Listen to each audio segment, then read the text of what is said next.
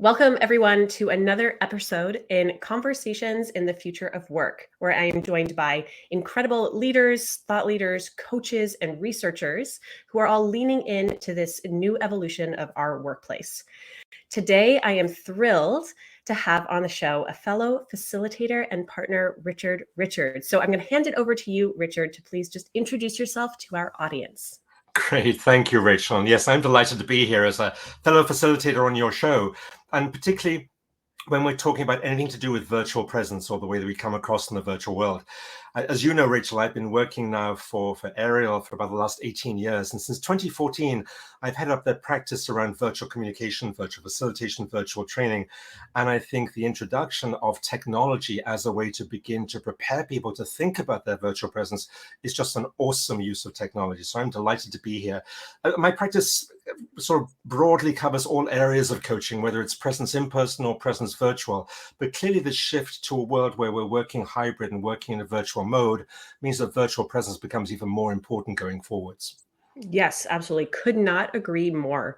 So I think we can dive right in to this conversation, which, as you foreshadowed, will combine both presence and communication best practices, but then also how technology kind of comes into the equation. So something that I wanted to touch with you, because it comes up almost anytime I facilitate or coach myself, is this pushing past boundaries of comfort, right? When we think about the way most of us are, we sit in our comfort zones and we're quite happy, and we start to develop this identity of authenticity around this comfort zone.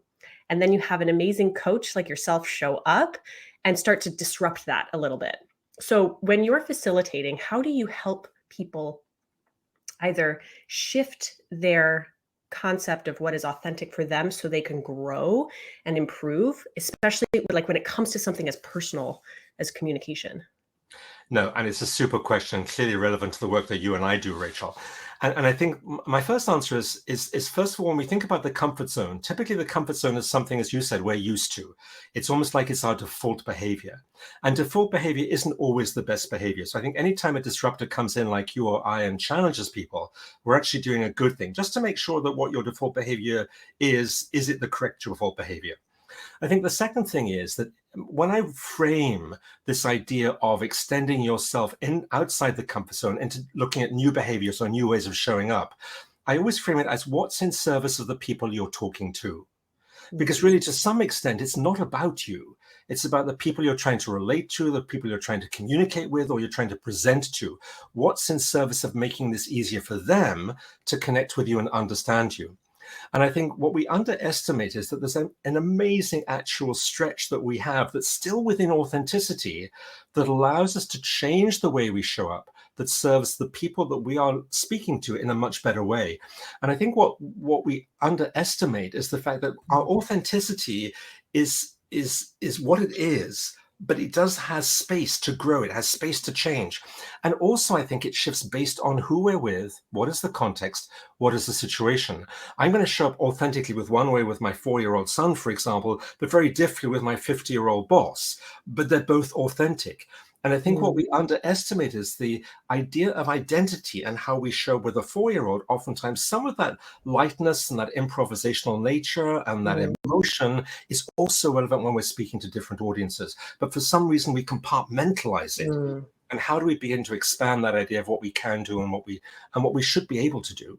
Yeah, that's a beautiful way of putting it. And you know what it brings up for me is this distinction between being like a de facto introvert or extrovert. And it's really interesting because I was having this conversation over the summer with my mother and her partner. And her partner is a geologist. And he is like, I'm an introvert through and through and through. But I was with him at an event with a room full of geologists. And I had never seen this man be so exuberant and expressive, enthusiastic. And I was like, oh my God, I was like, you, in this context, you are so authentically like getting energy from these people around you. You're like an extrovert. So it's just funny how people will tend to grapple with these kind of one-liners around their identity. Like, I am this, I am that. And it can sometimes hold them back from like really calling upon their full selves, depending on the context. I think what you're hitting on, Rachel, is actually really the core of all good coaching, right? Is what is the story that we tell ourselves? What is the Yeah. frame of reference that we've got used to having? And are we willing to reframe how we think of ourselves or reframe what we think our authentic self is as it relates to different situations? Now, clearly with geologists, he's in a comfortable audience, people he Mhm. knows, people he can relate to. But recognizing that he can do that means, okay, so how would that look like in a different audience? What would look like in a different situation? Again, it's all about the story that we tell ourselves, that sometimes we don't always tell ourselves the best story. And we are ultimately what we think. Right. Right. Absolutely. I mean, we I could keep talking about this for forever, but let's move on to the